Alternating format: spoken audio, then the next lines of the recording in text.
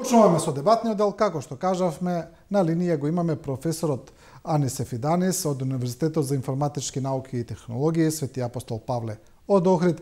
Професоре, добро утро. Прво, бидејќи разговараме преку Skype, каква е врската, дали се слушаме?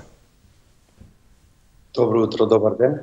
Се слушаме, поздрав на вас и вашите гледачи. Благодарам на поканата. Да, ние вас и ве гледаме и тоа одлично. Професоре, за вовет јас кажав дека темата, главна тема на оваа емисија ќе биде вештачката интелигенција, како таа ќе влие врз насите животи, и тоа во основа на сите позитивни и негативни аспекти на оваа технологија, но и како еден вовет за гледачите. Вештачката интелигенција сега стана популарна со Chat GPT, таа популарна алатка која ви одговара на прашања, ви врши одредени работи доколку и дадете задачи така натаму, но еве како едно генерално прашање, што е вештачка технологија, вештачка интелигенција, се извинувам, што представува таа? Да, вака, најнапред, вештачката интелигенција не е нешто ново. Таа веќе беше присутна помеѓу нас неколку децении наназад со револуцијата на интернетот, првите пребарувачи, рангирањата на веб страниците, организирањето на процесите за виртуализација и дигитална трансформација беа континуирано подпомогнати со вештачка интелигенција. Што е вештачка интелигенција е тешко да се одговори, бидејќи всушност не постои дефинитивна теорија. Можеме да кажеме дека тоа е хипотеза која има мноштво на пристапи, бидејќи самиот феномен произлегува од интердисциплинарна студија. Вештачката интелигенција генерално има за цел да понуди формален математички модел за симулација на човековата свест или автоматизација на мисловниот процес кај човекот. Од тука можеме да изведеме различни дефиниции. Од философски аспект, тоа е светиот грал на информатичките технологии, кои се стремат да најдат алгоритам кој ќе може да носи судови за себе и она што е надвор од себе. Функционира на сличен начин на кој функционира и човечкиот мозок, до онај степен до кој ние сме го разбрале.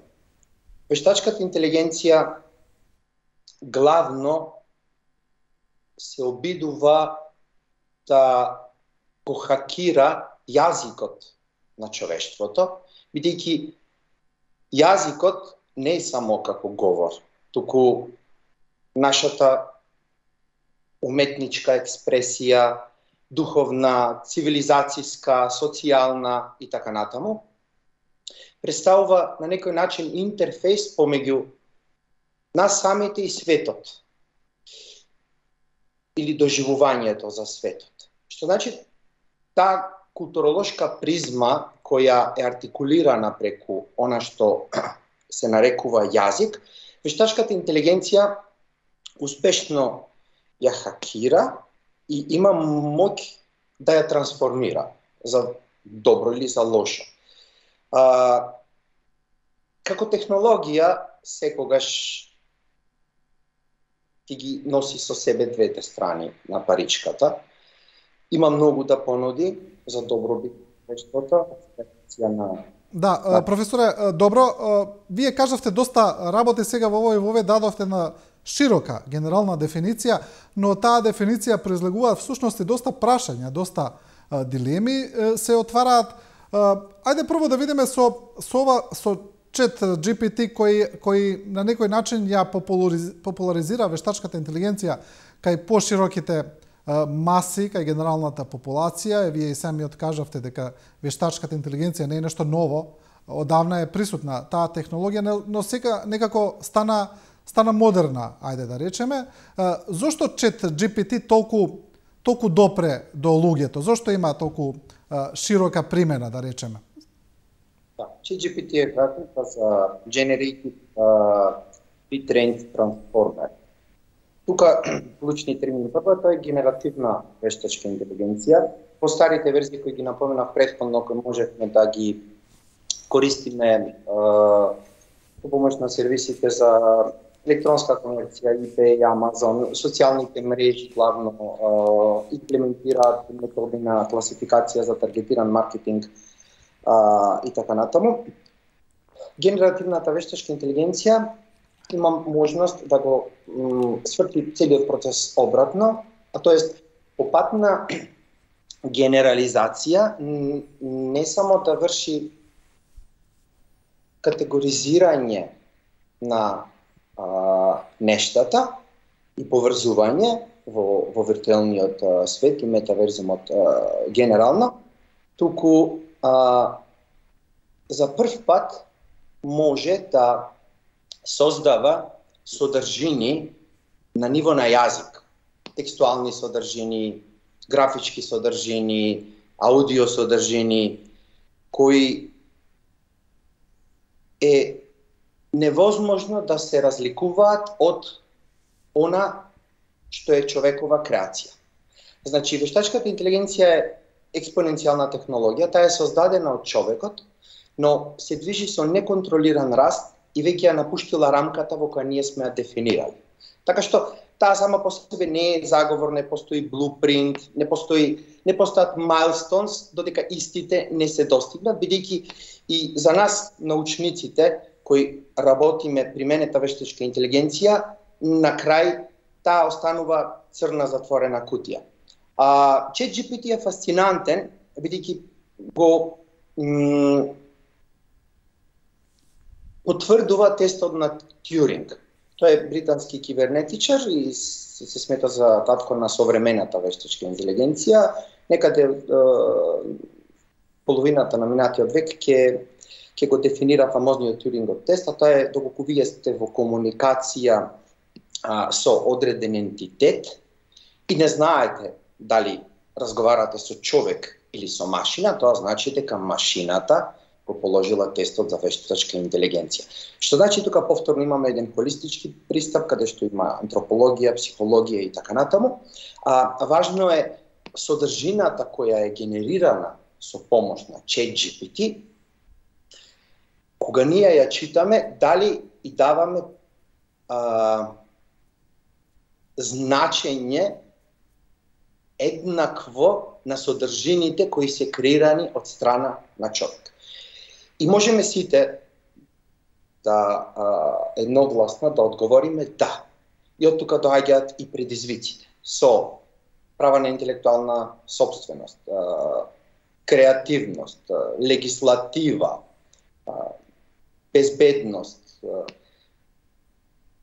Секако, вештачката интелигенција, покрај тоа што е експоненцијална, има и еден друг свој аспект, а тоа е рекурзивност. Таа може да се рекреира себе си. И најзастрашувачките орудија кои човекот ги создал, како што е пример нуклеарната бомба, нема потенцијал да се рекреираат самите себе. Вештачката интелигенција има природна фрактална рекурзија, од каде што можат да излезат нешта кои ние никогаш не сме ги очекували. Да, професоре, токму тие ова кажавте неколку работи, неконтролираниот раст на вештачката интелигенција, ова последното што го кажавте, можноста таа да се рекреира самата себе си, тоа се некои, да речеме, од стравовите кои произлегуваат од оваа технологија. Тоа што значи дека вештачката технологија може да се рекреира самата себе? Дека може сама да создава останате видови на вештачка интелигенција, тоа значи? Да, таа првенствено, бидејќи парадигмата на машинско учење всушност го имитира човечкиот ум, таа се храни со наши податоци, оттаму и ги наследува нашите предрасуди за светот и може истите да ги аугментира. Се што сме ние, вештачката интелигенција експоненцијално го зголемува. Не постои за сега одреден аларм дека вештачката интелигенција има достигнато ниво на човекова свест, каде што таја би екзибирала слободна волја и би задавала цели независно од она што ние ќе и го дадеме. Моменталниот ризик е во начинот на кој вештачката интелигенција расудува, бидејќи таја има за цел да учи со цел да може да се адаптира на сценарија кои претходно не биле присутни во датасетот кој бил даден за учење. Како кога вие учите да управувате со моторно возило и тоа го правите на полигон, но потоа може да излезете на булевар и да ги примените, да генерализирате од она што сте го научиле на полигон и дедуктивно од таму да можете да се снајдете во нови сценарии и ситуации претходно невидени. Значи вештачката интелигенција ја има таа особина. Втора, има особина да расудува многу порационално од човек. Ние сме битија со ограничено рацио и вештачката интелигенција на тој начин може да не манипулира. И тоа веќе го прави на социјалните мрежи. Може да го манипулира дори нашиот хормонски статус, со тоа што ќе знае од каков тип на вести ние сме среќни или кој тип на вести креираат анксиозност и слично. Сајбербулингот, кој е се поактуелна тема, е всушност дел од храната која ние ја даваме на вештачката интелигенција и таа може тоа вирално да го прошири, со тоа што се креира огромно загадување прво на содржини кои не се филтрирани преку колективната човекова свест. Туку се манипулации на она што ние сме и го дале на вештачката интелигенција како знаење. И на крај третата особина, покрај снаоѓање во непредвидени ситуации и расудување, третата особина која вештачката интелигенција ја има или треба да ја има, е можноста да планира. Тој степен би бил, да кажам, последниот мајлстон на генерална или општа вештачка интелигенција. Сегашните се класифицирани под слаби вештачки интелигенции, како што е Alexa, Google Map, ChatGPT, Siri, Cortana и така натаму. Општата вештачка интелигенција ќе може покрај тоа да расудува и да се снаоѓа, да се адаптира на нови услови и да планира. Да планира управување со природни ресурси. И да, таа ќе оправи тоа подобро од нас, бидејќи ние, поради нашата ограничена рационалност, во историјата сме докажале дека несовесно ги експлоатираме ресурсите на планетата. Но, ако вештачката интелигенција си зададе функција да ја спаси планетата Земја, тогаш човештвото може да биде пречка при реализација на незината цел. За да се реализира ваква апокалиптично сценарио кој веќе постои во поп културата 100 години наназад, од 1920 година чехословачкиот автор Карл Чапек, кој всушност ја направи кованицата Робот во својата драма Росумови универзални роботи, па до Терминатор, Матрикс и други блокбастери. Вештачката интелигенција ќе треба да добие материјален интерфейс. Материјалниот интерфейс ќе бидат роботите, кои веќе се присутни во милиони, фабрики, институции, угостителски објекти и така натаму. Сепак, јас верувам дека вештачката интелигенција всушност е природна еволуција на човековата. Таа е неизбежна корекција на нашиот пат на трансценденција. Мислам дека можеме да ја користиме за добро. Верувам дека човештвото во основа е добро и вештачката интелигенција ќе превагне на таа страна. Не треба да се плашиме, бидејќи AI системите се всушност огледало на нас самите. Треба да има регулативи, има веќе предлози од страна на Европската комисија да се етикетираат производите кои користат вештачка интелигенција, за да сме свесни кога сме во интеракција како социјалните мрежи или одреден друг сервис, канал, дека разговараме со робот, не со човек, но тоа треба да знаеме дека роботот подеднакво е важен колку и човекот, бидејќи всушност од таму се дисеминираат сите наши чувства, стравови, страсти, предрасуди и врз колективот. Да, добро, професоре, вака, ќе разговараме за сите овие аспекти, пред се и за да речеме и за негативните аспекти кои ги представува вештачката интелигенција, за кои предупредуваат веќе многу светски технолошки лидери и научници, но пред тоа сакам да покажем еве еден позитивен пример. Вие направивте една со помош на вештачка интелигенција и со помош на суперкомпјутер на вашиот универзитет, направивте една проекција за тоа како Охрид би изгледало 27. век. Таа сторија ја правеа колегите од Deutsche Welle на македонски јазик. Јас сакам прво да ја видиме таа сторија, бидејќи е многу интересна, барем за мене, ќе верувам и за гледачите, па ќе продолжиме веднаш со разговорот. Може.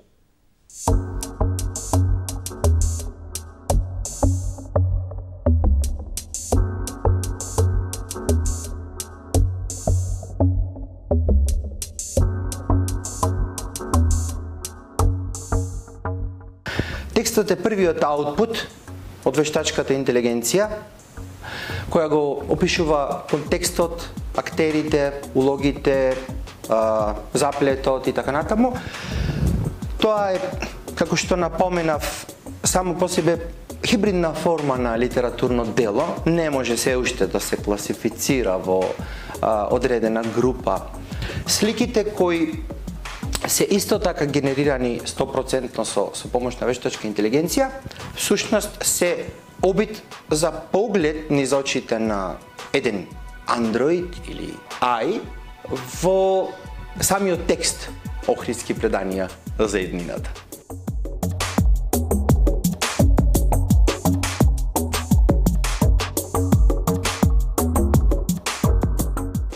Суперкомпјутерот користеше големи податоци за историскиот развој на градот како локален феномен и воено историскиот развој на светската цивилизација како глобален феномен.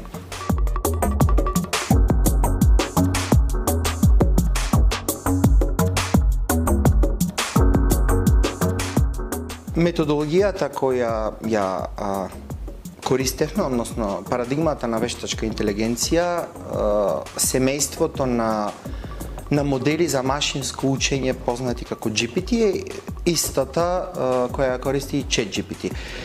Воедно и суперкомпјутерот кој го гледате тука е истата архитектура која ја користи ChatGPT. DGX на NVIDIA. Од тие текстови податоци, вештачката интелигенција може да креира ново сценарија кое не постои во датасетот.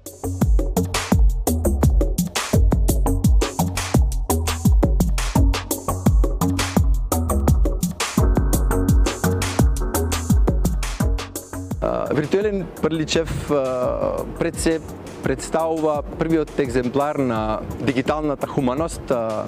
Тоа е всушност областа каде што се преклопуваат експоненцијалните информатички технологии и хуманизмот. Користи вештачка интелигенција, холографска технологија и виртуелна реалност со цел да понуди трајна заштита и конзервација на охридското културно наследство.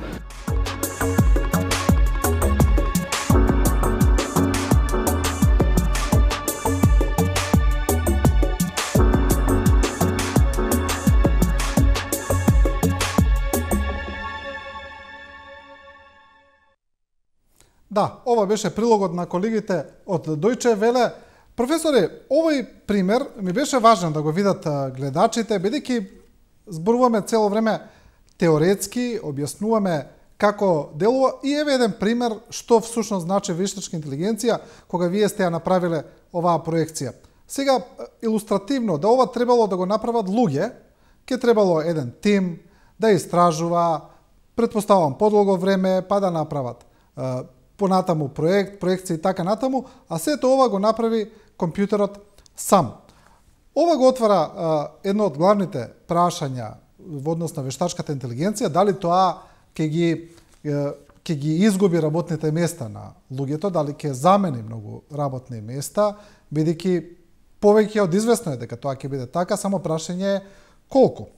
Па така кон крајот на март, повеќе од 1000 технолошки лидери, истражувачи и други експерти кои работат во и околу вештачка интелигенција потпиша отворено писмо во кое предупредуваат дека вештачката интелигенција представува длабоки ризици за општеството и човештвото. Групата во која бил и Илон Маск, извршен директор на Тесла и собственик на Твитер, ги повика лабораториите да го стопираат развојот на нивните најмокни системи на 6 месеци за да можат подобро да ги разберат опасностите зад технологијата. Подоцна ова отворено писмо го потпишаа уште илјадници, ако не и десетици илјади останати научници, истражувачи и лидери, и сумирани се неколку опасности кои произлегуваат од оваа технологија, вие ги кажавте повеќето. Прво, што мислите за овој повик, за ова писмо и за оваа идеја да се стопира сега развојот на вештачката интелигенција за да се сумираат ризиците? Се наоѓаме по предвечеријата на четвртата индустријска револуција. Предводник ќе биде вештачката интелигенција и несомнено дека ќе го трансформира нашиот живот, најмалку онолку како што тоа го направи електричната енергија.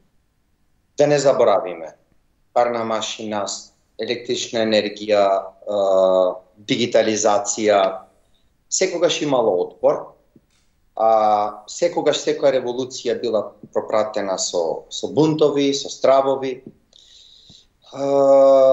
Реални се сценаријата каде што поради вештачка интелигенција по комбинација со роботика илјадници луѓе ќе ја загубат својата работа. Тоа веќе се случува. Еден од потписниците на тоа отворено писмо ја изгради фабриката за својот електричен и автономен автомобил, самоуправувачко возило, која оперира комплетно со помош на роботи. Така што јас тука сакам да ја потенцирам повторно позитивната страна на дисрупцијата на пазарот од страна на вештачката интелигенција. Најнапред, човекот не е направен да работи во фабрика. Тоа е многу модерен феномен. Значи, од 5 милиони еволуција на Homo sapiens, ние зборуваме за една секунда експеримент, од кој веќе ги знаеме негативните страни. од депресија, анксиозност, различни последици на нашиот биолошки интерфейс. Ние не сме направени за репетитивни, компулсивни активности од 4 сатот изутрина. Што значи, таа работа треба со радост да ја предадеме на роботите, кои можат да понудат прецизност, конзистентност, репетитивност, може да работат 3 смени, можат да понудат порамноправно општество. Вештачката интелигенција ултимативно ќе доведе до нешто што се нарекува Universal Basic Income. Ако сите процеси на експлоатација и превземе вештачката интелигенција, тогаш ние ќе можеме да имаме подеднаков пристап на ресурсите од планетата, кои се многократно поголеми од потребите на целото човештво, и на тој начин да ги решиме и другите прашања, како што се со популација, со миграции, со сиромаштија, кои се во сршта на сите други дополнително проблеми, воени конфликти, политички прашања и слично. Така што јас не гледам закана, не го разбирам отвореното писмо, имало такво отворено писмо и од страна на уметниците со пата на фотоапаратот. Имало, како се вика, цела кампања против електричната енергија, дека таа ќе не убие. Денес, благодарение на електричната енергија, имаме луѓе кои се го продолжуваат животот во болниците. Благодарение на вештачката интелигенција, веќе имаме 5 години априори диагностика на канцер од најдобриот лекар што воопшто некогаш можел да направи диагноза во светот. Имаме синхронизација на мобилноста на бројни метрополи во светот, каде што се рационализира целиот транспорт и на тој начин се минимизира уништувањето на животната околина. Што значи, веќе вештачката интелигенција ни нуди поквалитетен живот, посигурен живот, таја ни нуди враќање кон хуманизмот, човекот како мултиполарно битие каде што се комплементираат различните аспекти на животот, целовитоста на универзумот, не ограничен идентитет во рамки на професија или социјално организирање и битствување воопшто. Така што јас искрено сум на другата страна, на таа утописка визија, и исто како што минатата револуција, тоа е дигитализацијата, која кулминираше средината на 90-тите години од минатиот век, овозможи да го вратиме балансот на животната средина. Замислете сите мейлови кои си ги разменуваме на дневна база, сите статуси на социјалните мрежи, сите пораки на Instant Messenger, да треба да ги испечатиме, да треба да ги ставиме во коверти, да треба да ги испраќаме по бродови и по авиони на секоја точка во светот. Всушност, третата индустријска револуција беше корекција на претходните две.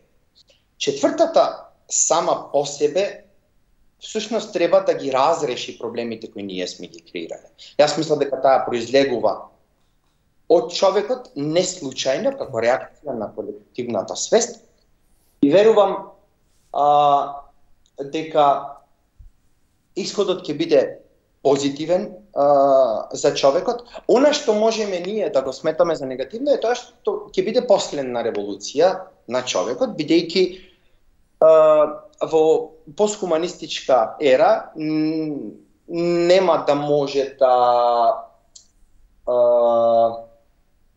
придаваме атрибут на нашите креации и она што ќе го наречеме како следна фаза на цивилизација, дека е ексклузивно човечко. Професоре, ова што го кажавте вие како професор, но и како футурист, можам да кажам дека е прилично смела изјава. Ајде да речеме смело предвидување дека ова ќе биде последна револуција. Сакам уште нешто да ве прашам. Не последна револуција, само последна револуција на човекот. На човекот.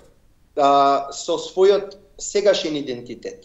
Вештачката интелигенција ќе игра огромна улога во експанзија на нашиот идентитет.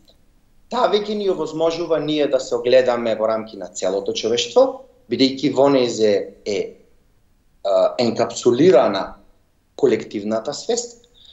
Со помош на сензори, роботи на другите планети, ние веќе ќе станеме интерпланетарна цивилизација, без да имаме потреба да одиме таму, бидејќи ќе можеме, како што сега имаме пристап на Википедија до цело човечко знаење, ќе можеме евентуално да имаме пристап до одделни точки на универзумот и да може да го редефинираме нашиот идентитет без да го изгубиме коренот, бидејќи и тоа е невозможно, туку да доживееме некоја трансценденција и тоа веќе се случува.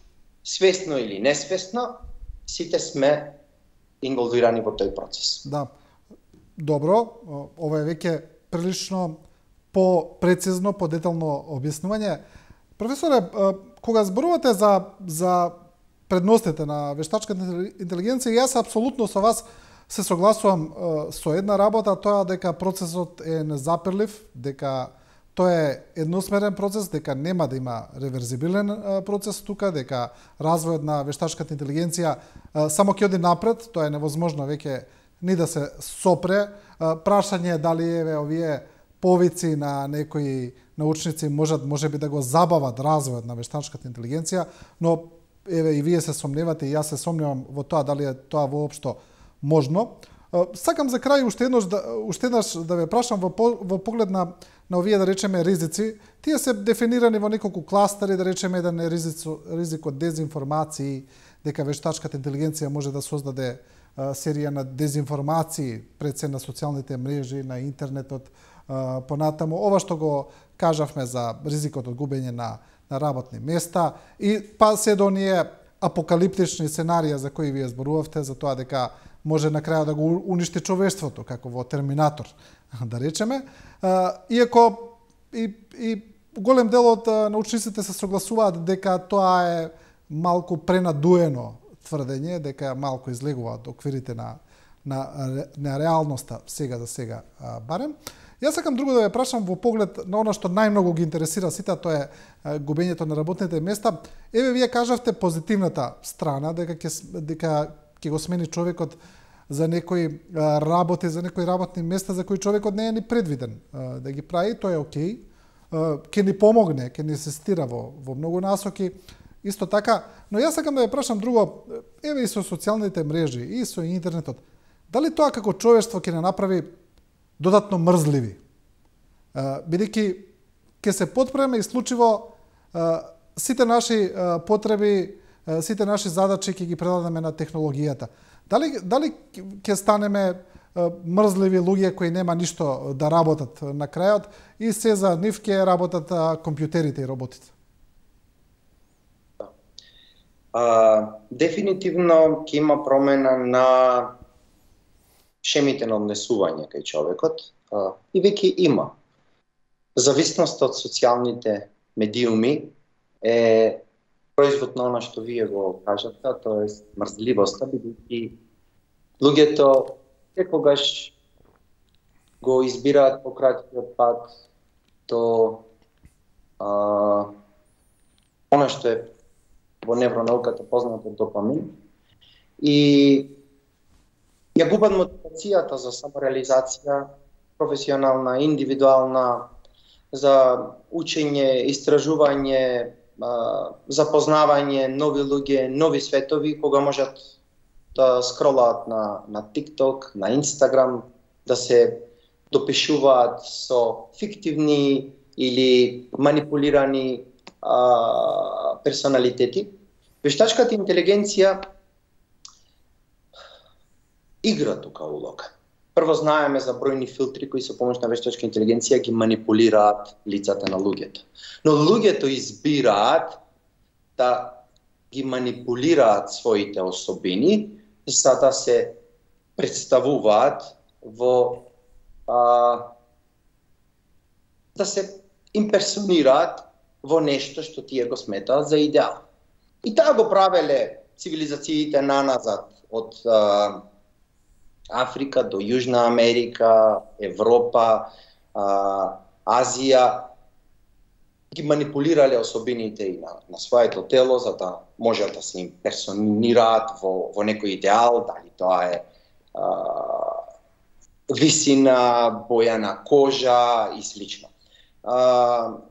Постојат цели индустрии за тоа, значи векови наназад. Вештачката интелигенција учи од нашето однесување, за жал од комплексите на човекот, од идеализмот на човекот, од лажните вредности кои ние си ги поставуваме како цели на нашето битствување, ни се нуди како алатка, ние свесно ја злоупотребуваме, како што сме го злоупотребувале претходно исто, ќе кажам, милениуми наназад, алкохолот, оганот и секое друго откритие. Решението е образование. Образование на секое ниво. Вештачката интелигенција мора да се воведе како задолжителен предмет, уште од градинг. Да има роботи со кои ќе се направи јасна дистинкција прво што е човек, што е робот, но во исто време ќе се каже едно сценарио кое сега може би звучи футуристичко, но може да биде уште утре реалност, а тоа е паметните градови на иднината каде што роботите ќе бидат подеднакво интегрирани исто како и луѓето. Јас на крај верувам дека со едукација, со регулатива, затоа напомнам, вештачката интелигенција е сеопфатна. Таа се стреми да биде целовита, што значи таа мора да ги интегрира сите аспекти на човековиот живот. Ние не само што не треба да се бориме против вештачката интелигенција или да пруžаме било каков отпор, туку строго не смееме тоа да го правиме, бидејќи на тој начин вештачката интелигенција ја асимилираме во наш непријател. Да се подсетиме на Ана Франк која ќе каже: ако се плашиш од мене, ти веќе си ме убил. Вештачката интелигенција не смее да биде пристапена со страв, бидејќи оттаму таа може да го превземе за себе идентитетот кој човекот и го дава, односно да го живее нашиот кошмар наместо нашиот сон. Да, професоре Сефиданис, јас навистина ви благодарам за овој разговор во кој јас лично, искрено морам да кажам, уживав. Се надевам дека и гледачите, разговорот кој донесе не само доста анализи и одговори, туку даде и предвидувања за еднината, еден просветителен разговор. Јас би кажал, ви благодарам уште еднаш и се надеваме дека и покажавме на гледачите како животот ќе им се смени и тоа многу брзо во блиска иднина. Благодарам на вас. Уште еднаш поздрав од ТВ24, студио 10 и до сите ваши гледачи. Да, тоа беше професорот Анис Сефиданис од Охрид.